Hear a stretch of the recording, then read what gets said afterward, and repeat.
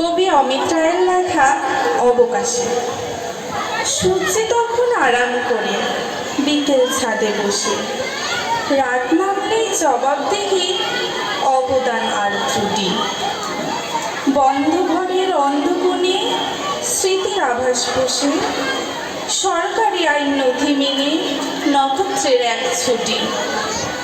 বেঁধে দেওয়া দেয়াল ঘড়ি গলায় পদক ঝোলে, 10টা থেকে 4টের বেল বুক পাজরে বাজে।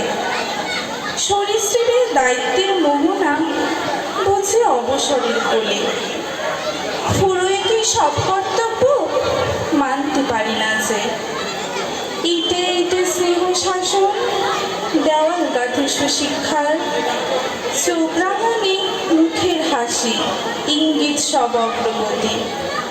পিঠে পড়া মার সাহসে ভাসছে তারই উপসংহার, মহাসামুদ্রিক আকাশ কোণে ধ্রুব তারার জ্যোতি।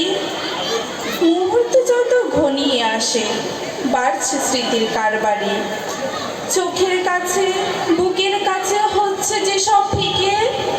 60 বছরের অনুচ্ছেদে কে দিয়েছে তারিখ, রাত নেমেছে জ্যোৎস্না নামক ছড়া কালো দিকে দিকে। ধন্যবাদ। ধন্যবাদ আমাদের অনামিকাকে। এখন